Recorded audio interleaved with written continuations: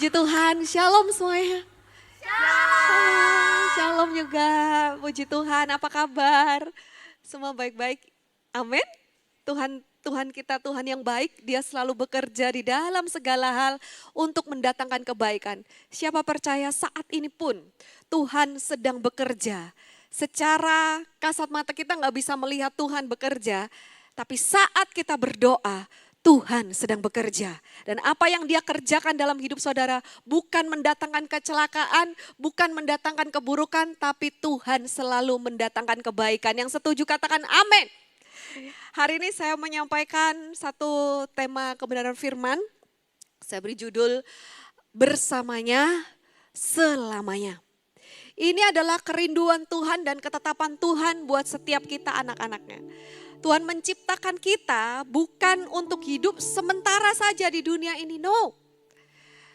Tuhan memberikan kekekalan dalam setiap hati manusia. Oleh sebab itu kenapa kita seringkali merasa tidak puas dengan apa yang ada di dunia. Kita tidak didesain untuk dipenuhi dan dipuaskan dengan apa yang ada di dunia. Kita didesain untuk dipenuhi dan dipuaskan hanya oleh Tuhan, pencipta kita.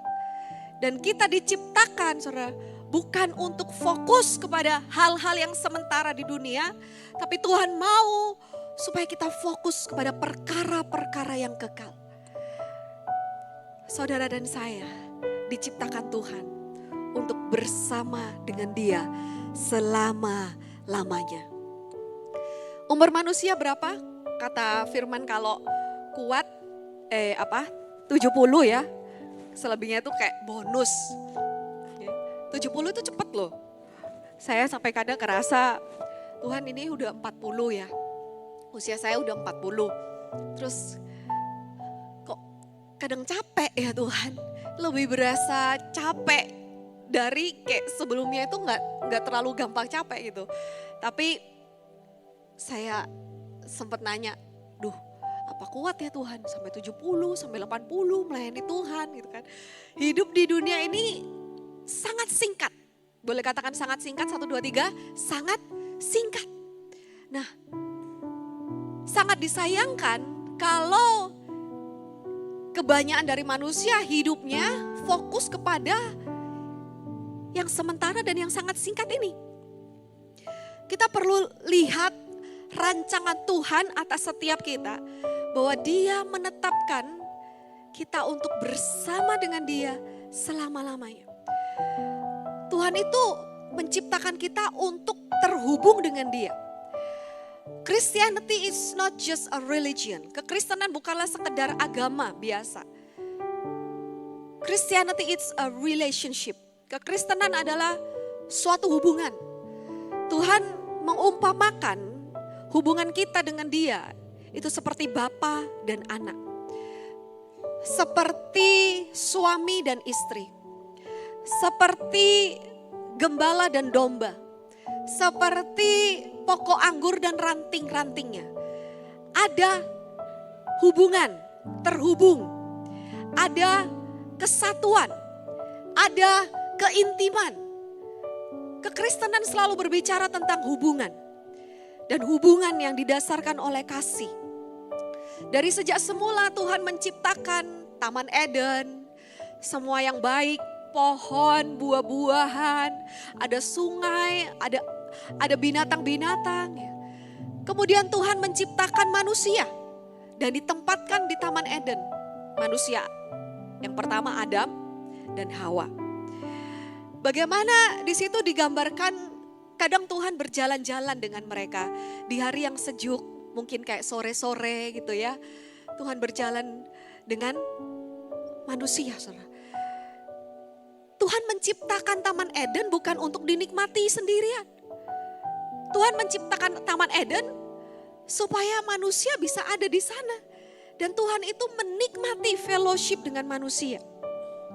Tuhan menciptakan surga bukan untuk Tuhan nikmati sendiri. Tuhan menciptakan surga untuk siapa? Untuk saudara dan saya. Dan menempatkan kita di sana. Pada akhirnya nanti Tuhan akan bilang, masuklah hambaku yang setia. turutlah dalam kebahagiaan Tuhanmu. Itu yang Tuhan desain dalam kehidupan kita. Beberapa waktu yang lalu saya mendengar khotbahnya Pastor Kong Hee ya, dari City Harvest Church Singapura. Di situ disampaikan menurut bahasa Mandarin, tulisan Hanzi-nya tentang berkat atau fu. Bahasa Mandarinnya berkat itu fu. Banyak orang Kristen itu senang sekali kalau ada kata-kata berkat. Kalau dengar Tuhan memberkati gitu ya. God bless you. Tuhan memberkati, amin.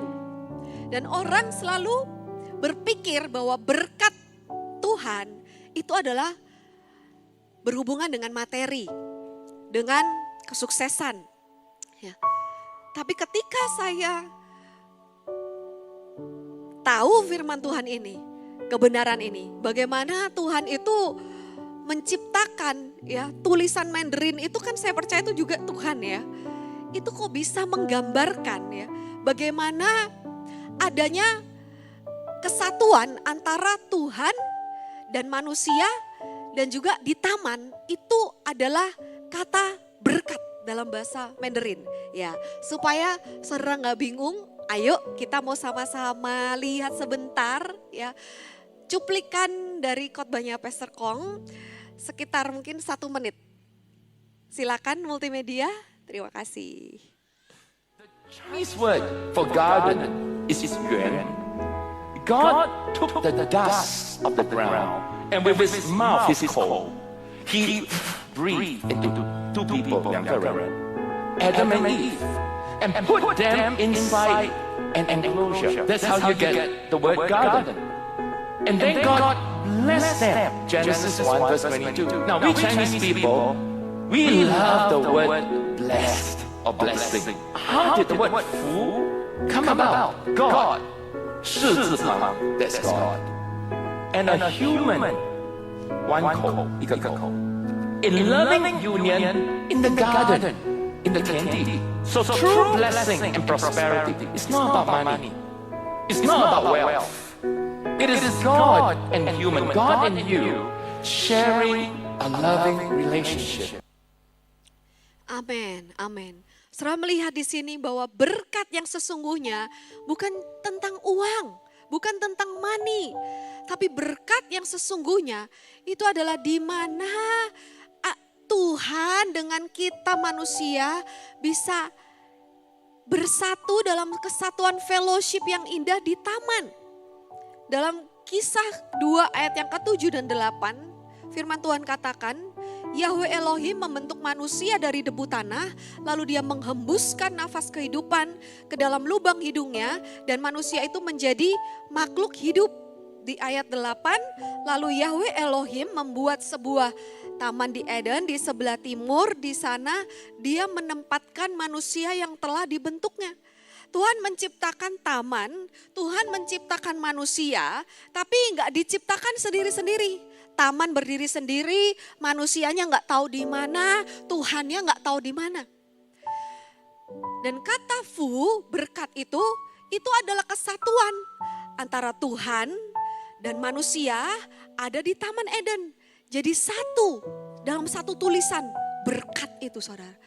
Dan ternyata berkat yang sesungguhnya bukan hanya sekedar berkat-berkat jasmani, tapi lebih daripada itu, berkat yang terbaik adalah saat kita bisa bersama dengan Tuhan. That's true blessing. Itu adalah berkat yang terbaik. Sebab itu ketika ada Maria dan Marta, Tuhan katakan kepada Marta, Marta, kamu menyibukkan diri dengan banyak hal. Tapi Maria telah memilih bagian yang terbaik darinya dan itu tidak dapat diambil daripadanya. Marta sibuk sendiri. Berapa banyak orang yang hidup di dunia ini sibuk sendiri. Mereka hidup untuk kepentingannya sendiri, kesenangannya sendiri. Saudara mungkin kelihatannya bekerja. Tapi Maria cuma duduk dekat kaki Yesus. Dan Tuhan katakan Maria telah memilih bagian yang terbaik. Saya percaya siang hari ini saudara dan saya berada di rumah Tuhan. Kita datang ke tempat ini bukan untuk berjumpa manusia, tapi kita datang untuk berjumpa dengan Tuhan.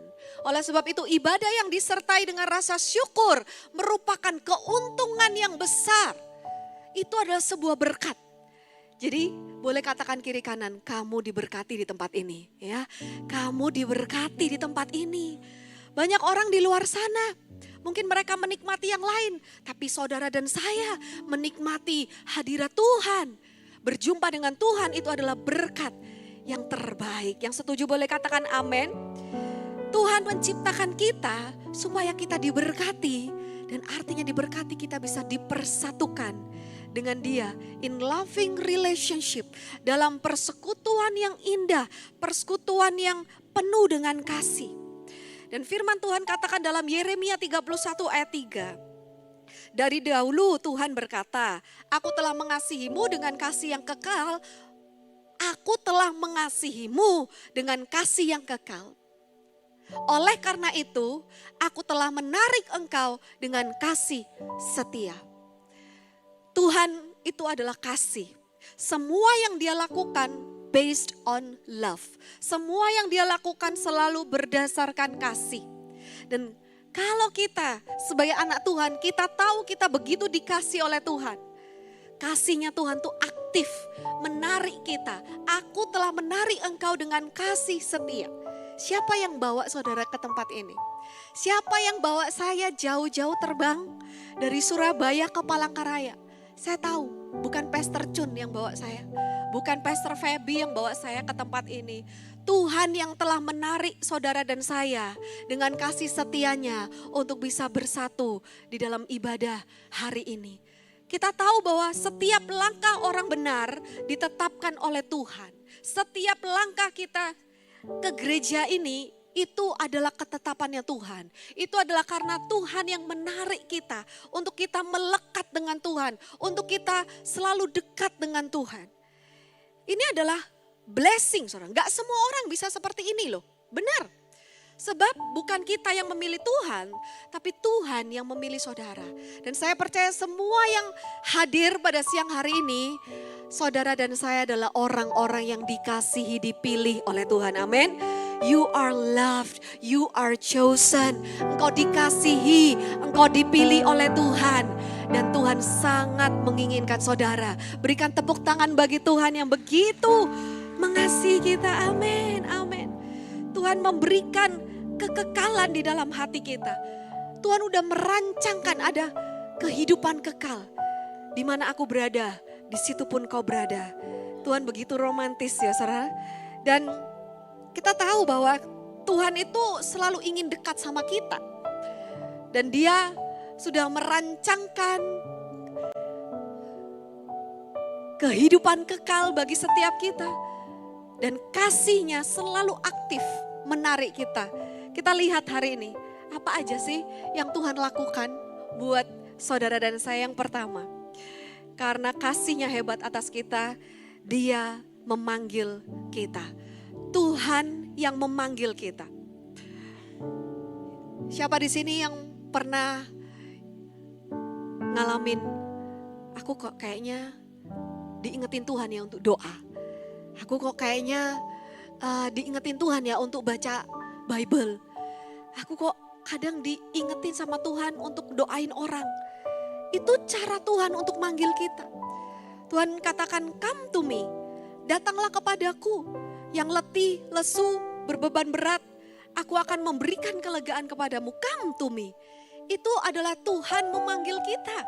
Sebab Tuhan begitu menginginkan kita, Tuhan begitu merindukan kita. Mari kita baca bersama dalam Matius 11 ayat yang ke-28.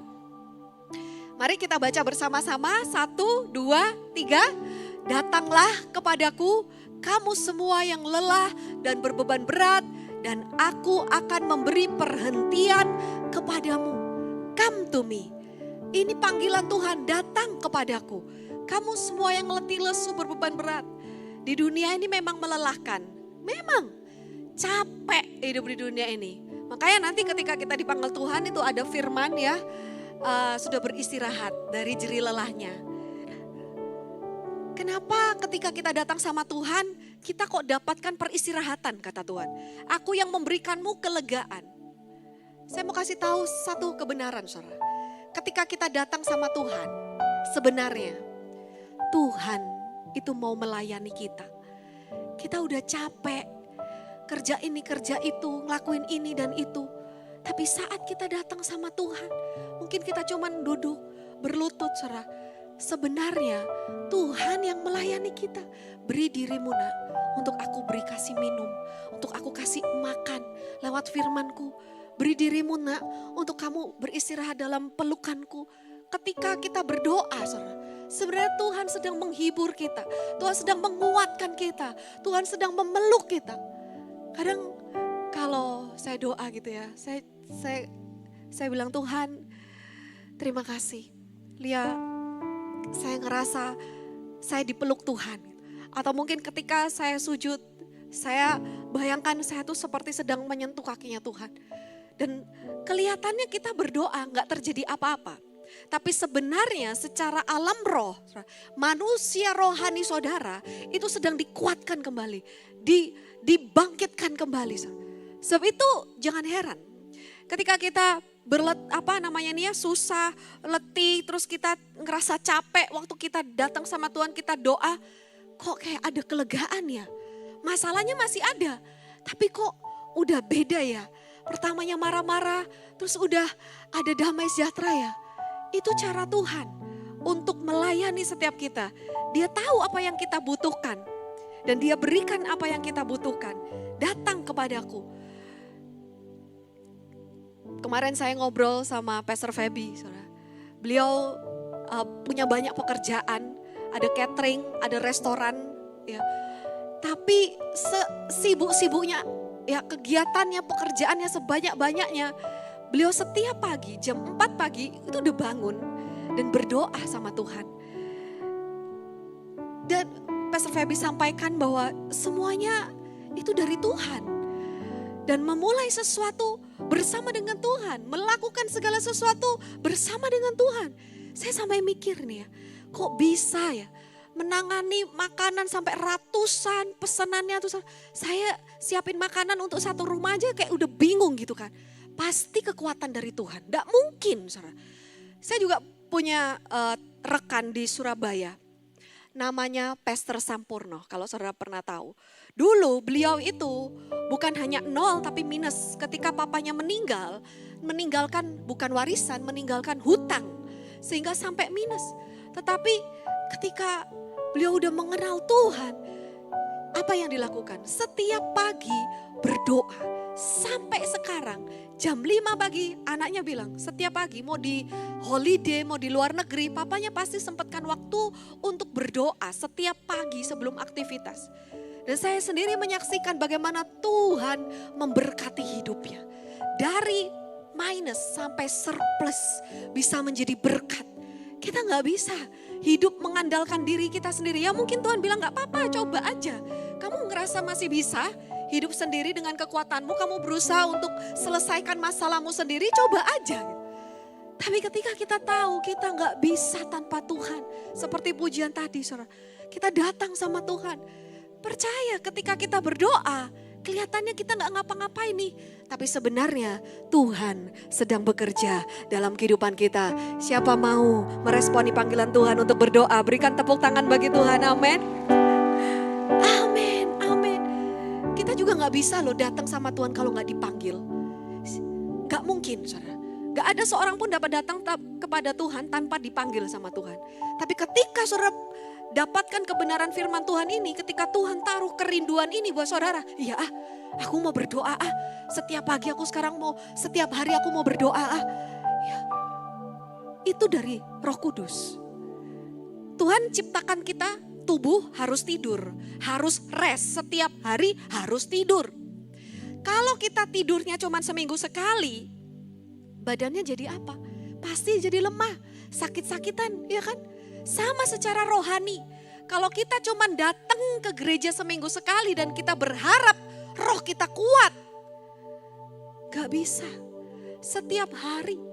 Bahkan Tuhan katakan, masakan kamu gak bisa berjaga-jaga denganku 1 jam saja. Ini juga jadi ketika saya menyampaikan ini juga jadi firman buat saya. Sesibuk-sibuknya apapun ibu rumah tangga, mau apapun atau bisnismen, ketika kita datang sama Tuhan itu artinya kita butuh Tuhan. Dan saya percaya ketika kita nggak lagi hidup mengandalkan kekuatan kita, tetapi kita hidup mengandalkan kekuatan Tuhan, Tuhan akan bekerja dahsyat dalam kehidupanmu. Apa yang kelihatannya sukar di mata manusia, Tuhan katakan tidak ada yang sukar bagiku, tidak ada yang mustahil bagiku.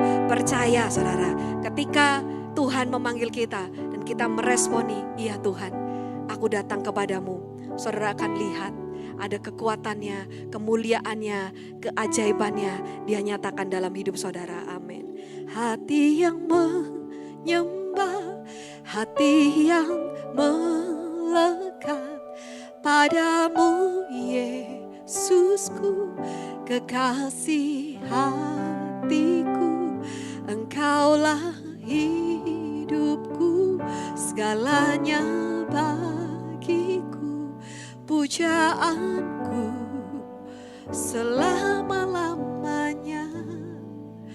Ku mau menyembahmu. Kami datang kepadamu Tuhan. Hati yang menyembah, hati yang melekat padamu Yesusku, kekasih hatiku. Engkaulah hidupku, segalanya bagiku, pujaanku selama-lamanya. Ku mau menyembahmu. Di Mazmur dikatakan berbahagialah setiap orang yang didekatkan kepada Tuhan. Itu berbahagia. Kalau di dunia ini mencari kebahagiaan, saudara saya kasih tahu rahasianya. Berbahagialah orang yang didekatkan kepada Tuhan. Tuhan yang mendekatkan kita kepadanya. Tuhan yang menarik kita. Tuhan yang membawa kita kepada Tuhan. Ku datang Tuhan, temukan wajah-Mu dengan hati tulus. Hanya rasa cinta kepadamu yang menarikku dekat padamu. Hati yang menyembah, hati yang melekat padamu Yesusku, kekasih hatiku.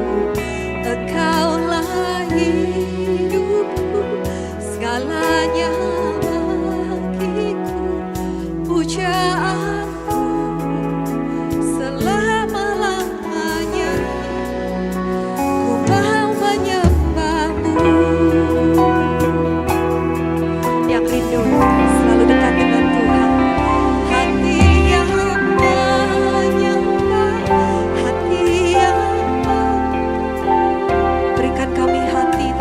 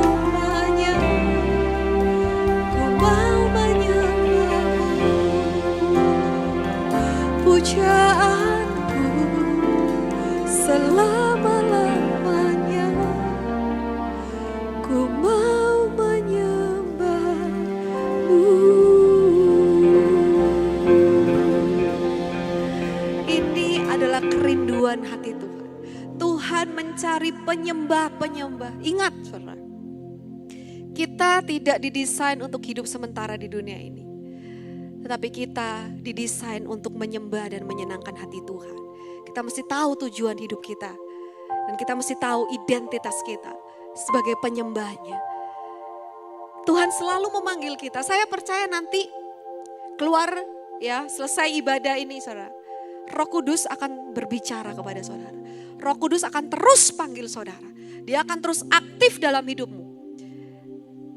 Bahkan kalau scrolling ya, kadang saya tuh lihat-lihat Instagram, lihat-lihat apa, kayaknya pengen terus scrolling ya. Tuhan ingatkan, stop scrolling, start praying, stop. Gak selesai-selesai kalau lihat gitu kan, start berdoa. Bukan dengan paksaan, bukan dengan terpaksa, tetapi karena kasih yang menggerakkan kita kepada Tuhan. Yang kedua, sebab Tuhan mendesain kita untuk hidup bersamanya selamanya. Bukan hanya Tuhan memanggil kita, tapi Tuhan menantikan kita. Seringkali kita itu dipanggil tapi enggak ya, datang-datang. Enggak segera merespon. Saya juga kadang minta ampun ya Tuhan. Kalau udah diingetin sama Tuhan untuk berdoa, saudara, nanti bentar ya Tuhan, bentar, tunggu bentar Tuhan, ini Lia masih ingat ini. Tuhannya disuruh nunggu.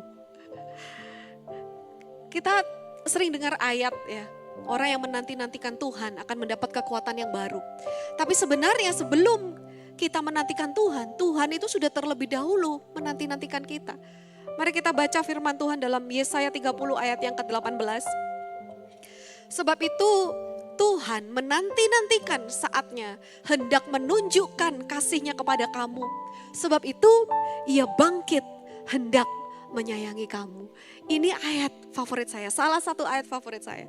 Tuhan itu nungguin gitu. Dia kayak kapan ya, aku tuh pingin banget kasih surprise buat anakku. Aku tuh pingin bikin dia tuh happy. Tuhan yang menanti-nantikan saatnya hendak menunjukkan kasih-Nya kepada kamu. Kalau saya sebagai orang tua, saya punya anak. Saya pingin gitu kasih anak saya sesuatu yang dia bisa senang. Beliin sesuatu yang dia mungkin dia pingin atau ajak dia ke tempat yang dia pingin gitu kan. Mama aja pingin nyenengin hatinya anaknya. Apalagi Bapak kita di surga. Bahkan dia bukan hanya duduk nunggu saudara. Tapi dia aktif, dia bangkit, hendak menyayangi kamu. Segitunya loh Tuhan tuh sama kita. Segitu sayangnya loh Tuhan itu sama kita. Saya suka heran sama Tuhan. Tuhan itu yang merindukan kita. Ketika Tuhan berjalan bersama murid-muridnya, kemudian dia merasa lelah, dia duduk di pinggir sumur. Saudara, tahu nggak kenapa Tuhan duduk di sana? Kenapa dia harus di sumur? Karena sebenarnya Tuhan sedang menantikan seorang perempuan Samaria yang Tuhan tahu akan ambil air di sana. Tuhan sudah nungguin perempuan ini. Perempuan ini gak pernah kebayang bakal ketemu sama Tuhan. Tapi seperti itu Tuhan itu. Tanpa kita sadari, tanpa kita ketahui. Tuhan itu sebenarnya senang kasih kita surprise. Apa yang saat ini saudara mungkin doakan. Kapan ya pastor? Kok kelihatannya doaku nih gak dijawab-jawab sama Tuhan. Lihat saudara, Tuhan akan kasih surprise. Apa yang saudara doakan, Tuhan katakan I will make it happen for you. Aku sendiri yang akan menjadikannya bagi kamu. Aku sendiri yang akan memberikannya kepadamu. Aku sendiri yang akan menyatakan kepadamu. Seperti itu Tuhan. Dan diumpamakan, ya, Tuhan itu katakan aku sedang mengetuk di pintu. Barang siapa yang membuka pintu, aku akan masuk dan aku makan bersama dia. Dan dia bersama dengan aku. Itu ada di dalam Wahyu 3 ayat 19 dan 20. Lihatlah aku berdiri di depan pintu dan mengetuk jika seseorang mendengar suaraku. Tuhan sedang ketuk pintu hati kita sebab Tuhan gak pernah paksa. Tuhan gak pernah ayo diancam lagi. Ayo kamu kalau gak gini kamu gini. Enggak, Tuhan itu lembut orangnya. Diketuk dan jika seseorang mendengar suaraku lalu membukakan pintu, aku akan masuk dan makan bersamanya dan ia bersama aku. Siapa di sini mau membuka pintu bagi Tuhan. Buka pintu bagi Tuhan, lihat Tuhan masuk dalam hidupmu, membuat segala sesuatunya baru dan indah. Berikan tepuk tangan bagi Tuhan, amin. Wow, makan bersama dengan Tuhan. Bersama dengan Tuhan itu adalah berkat yang terindah. Dan kalau saat ini saudara, ada orang-orang yang mungkin tahu nih, Tuhan sedang menantikan aku. Segera saudara, jangan buat Tuhan nunggu lagi. Karena dia sangat merindukan kita datang kepada Tuhan. Lihat bagaimana Tuhan memuaskan kita, melegakan kita. Amin. Kau tunjukkan kasih setiamu. Kau menyediakan yang ku perlu. Kau setia, kau mulia, dulu, sekarang, dan selamanya. Terima kasih Tuhan, kau setia.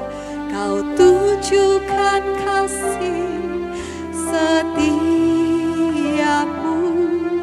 Kau menyediakan yang ku perlu. Kau setia, kau mulia, Bapa, kau setia. Musik terus mengalun.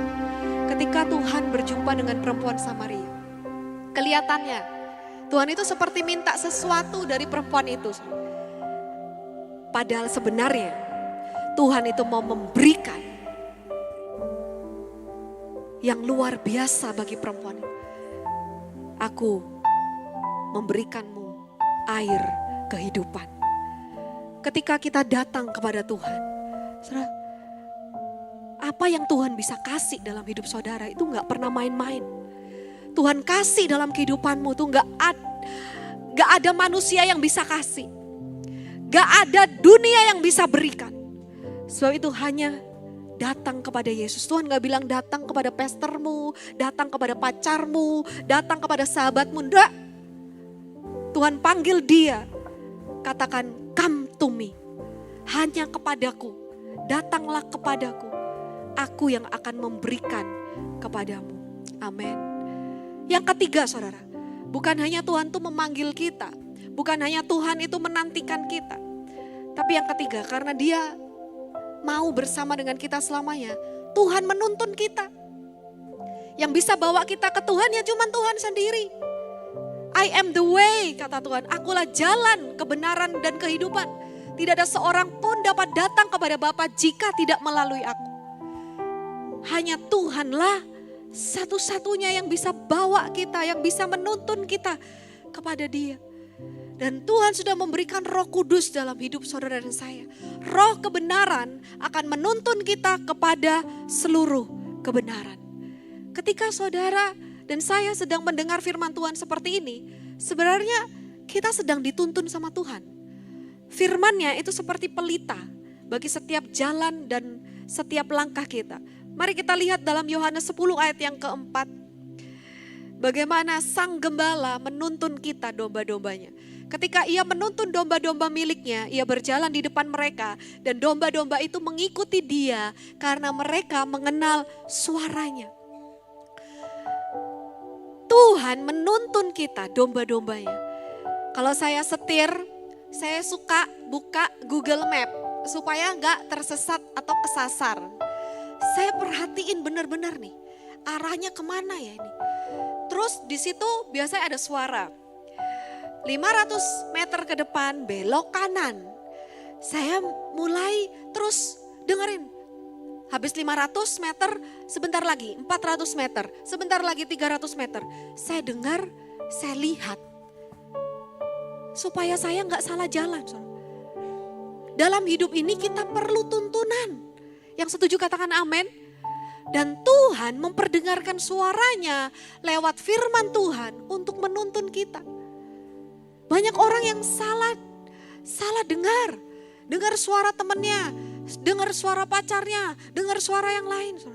Gimana cara kita ngecek itu suara dari Tuhan atau enggak?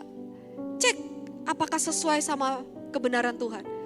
Kalau di dunia katakan follow your heart, ikuti aja apa kata hatimu, lo tunggu dulu. Kita bukan ngikuti apa kata hati kita, sebab hati kita juga bisa menipu. Apa kata orang juga bisa salah. Kalau misalnya kita salah pergaulan, ya orang misalnya bilang, aduh pasanganku kayak gini ya, aku kayaknya nggak bisa lagi. Ya iyalah, tinggalin aja, ngapain kamu mau tersiksa hidup sama dia. Nah bahaya kan kalau kita dengar nasihat yang salah. Atau misalnya kita ngeluh sama teman kita, aduh pekerjaanku udah terlalu berat nih, bosku marah-marah terus, belum lagi rekan kerjaku kayak gini. Ya udah pergilah, cari kerja yang lain lah, gampang. Padahal mungkin Tuhan tempatkan kita di tempat kerja itu justru untuk membentuk kita, memproses kita, untuk kita juga bisa menjadi terang di sana. Dengar apa kata Tuhan, bukan dengar apa kata orang. Dan firman Tuhan itu selalu jelas. Aku menuntun domba-dombaku dan domba-dombaku tuh mengenal suaraku. Harusnya kita kenal suara sang gembala kita. Ini bukan suara Tuhan nih. Kalau nasihatnya kayak gitu tuh bukan dari Tuhan. Sebab itu sangat penting kita cek, sangat penting untuk kita baca firman. Supaya kita tahu, supaya kita kenal ini maunya Tuhan tuh gimana. Ketika saudara mendengar firman Tuhan seperti ini, kelihatannya saudara memang dengar suara saya. Tapi saya bukan berkata-kata dari diri saya sendiri. Saya sedang menyampaikan apa kata Tuhan. Saya cuma dipakai Tuhan sebagai alatnya Tuhan. Dan ketika saudara mendengar khotbah, ketika saudara mendengar pujian penyembahan, ketika saudara membaca firman, merenungkan firman, disitulah Tuhan menuntun hidup saudara. Yang setuju katakan amin. Yohanes 10 ayat 27 dan 28. Domba-dombaku mendengarkan suaraku dan aku mengenal mereka. Dan mereka mengikuti aku. Tuhan yang berjalan di depan kita, kita ngikut. Kita terus lihat Tuhan, kita terus fokus sama Tuhan. Bukan hanya mata kita tertuju kepada Tuhan, telinga kita juga. Ayat 28. Aku memberikan hidup kekal kepada mereka dan mereka pasti tidak akan binasa dan tidak seorang pun akan merampas mereka dari tanganku. Hidup dalam tuntunan Tuhan pasti dibawa kepada keselamatan dan kehidupan kekal. Pemazmur katakan, Tuhan adalah gembalaku, takkan kekurangan aku. Aku tidak akan takut sekalipun aku berjalan melalui bayang-bayang atau lembah bayang maut. Sebab tongkatmu dan gadamu itu yang menghibur aku. Dalam Mazmur 23 ayat 3, dia menuntun aku. Dia yang menuntun aku di jalan kebenaran. Kenapa gak perlu takut saudara? Sebab ada sang gembala yang berjalan bersama dengan kita, di depan kita. Dan ada tongkat dan gada. Saya mau kasih penjelasan lebih lanjut tentang tongkat dan gada ini. Boleh dibukakan gambarnya? Ya. Nah, gada itu seperti pentung. Saudara. Untuk apa alat gada itu? Saudara? Kalau ada yang mau macem-macem sama dombanya Tuhan, dipukul pasti.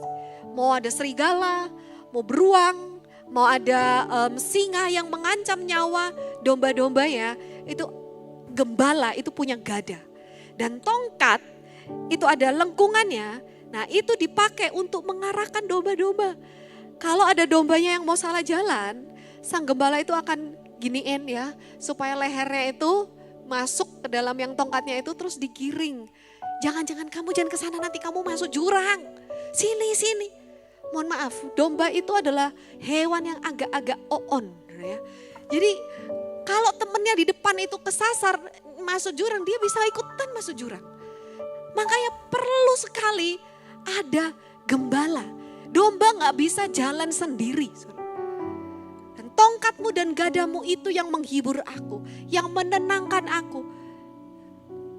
Sekalipun jalan bersama dengan Tuhan, bukan berarti jalan itu selalu nyaman, selalu rata. Kadang ngelewatin lembah, kadang naik gunung. Tapi gak apa-apa, tenang.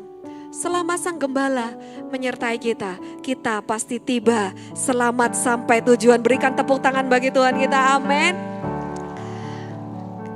Ku perlu Kau Tuhan, menjamah hatiku. Ku perlu Kau Tuhan di hidupku. Kami gak bisa jalan sendiri Tuhan. Hanya Engkau Tuhan mengerti hatiku. Hanya Engkau Tuhan, hanya Engkau Tuhan yang ku perlu. Yang perlu Tuhan, mari naikkan pujian ini bersama-sama, katakan ku perlu Kau Tuhan. Kami perlu Kau menjamah setiap hati kami Tuhan.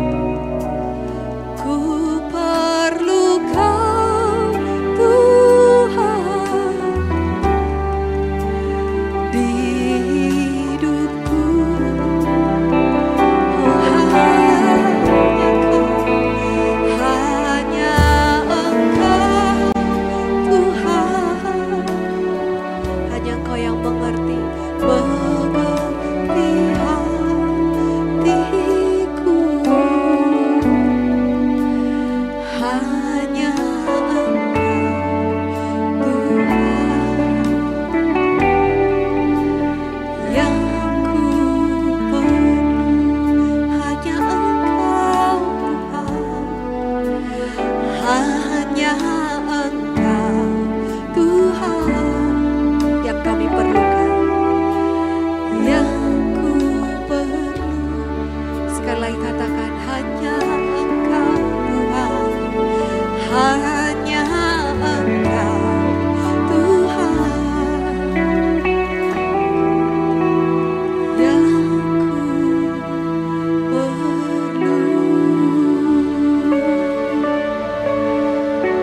Kita perlu Sang Gembala untuk menuntun kita. Dan sebagai kesimpulannya saya undang juga pemain musik worshipers untuk naik ke atas. Tuhan mendesain kita, merancang kita untuk hidup bersamanya selamanya. Oleh sebab itu Dia terus menarik kita dengan kasih setianya. Dia gak pernah menyerah atas kita, Dia gak pernah berhenti bekerja dalam kehidupan kita. Dia terus memanggil kita, come to me, nak. Datang kepadaku, nak. Cuman aku yang bisa tolong hidupmu. Datang kepadaku, ikuti aku.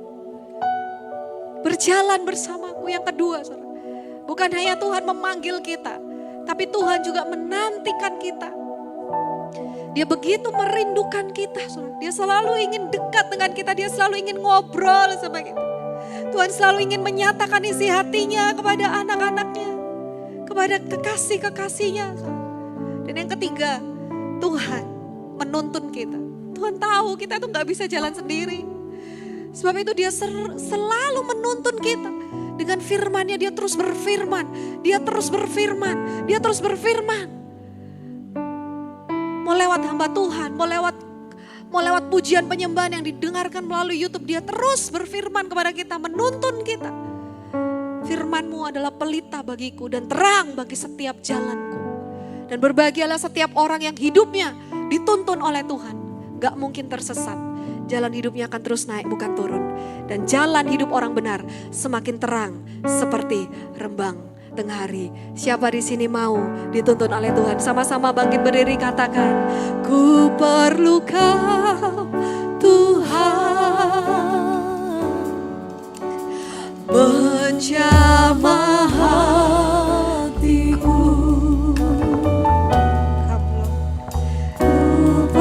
Touch our heart, jamah setiap kami Tuhan.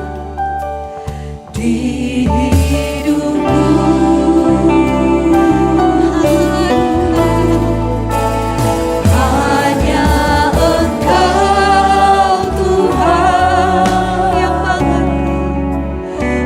mengerti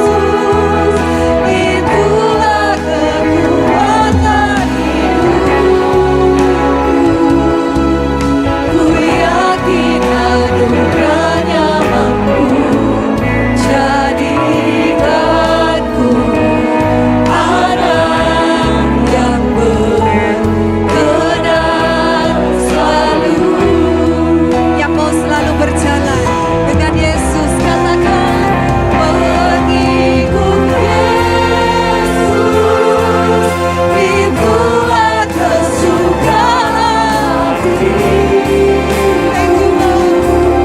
Ku lepas semua aku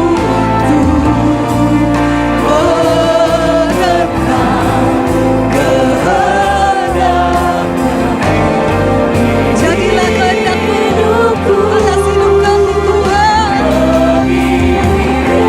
Datanglah kerajaan-Mu, jadilah kehendak-Mu.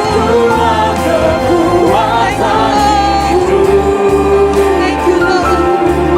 Ku yakin anugerahnya mampu jadikanku anak yang berkenan selalu. Ku yakin anugerahnya mampu jadikanku anak yang berkenan selalu. Kami yakin anugerah-Mu, Tuhan. Ku yakin anugerahnya mampu jadikanku anak yang berkenan selalu. Terima kasih Tuhan. Sungguh kami percaya Tuhan, anugerah-Mu cukup bagi kami. Kalau kami boleh ada sampai detik ini, semuanya karena anugerah-Mu. Dan anugerah-Mu akan terus dilanjutkan dalam kehidupan kami. Tuhan sendiri yang akan membawa kami kepada Tuhan. Supaya kami bisa hidup bersama-Mu Tuhan. Untuk selama-lamanya. Apa yang sudah menjadi milik Kristus tidak dapat dirampas oleh siapapun juga. Dengan ini kami yakin, kami katakan bahwa tidak ada yang dapat memisahkan kami dari kasih Kristus. Terima kasih untuk kebenaran firman-Mu. Dan kami percaya Tuhan yang berfirman, Tuhan juga yang menggenapi dalam setiap kehidupan kami. Yang percaya menjadi milik Kristus, hidup bersamanya, selama-lamanya, bersama-sama dengan iman. Katakan, amin, amin, amin. Tuhan Yesus memberkati saudara semua, puji Tuhan. Shalom Jemaat YHS Media, saatnya kita menyaksikan info gereja berikut ini.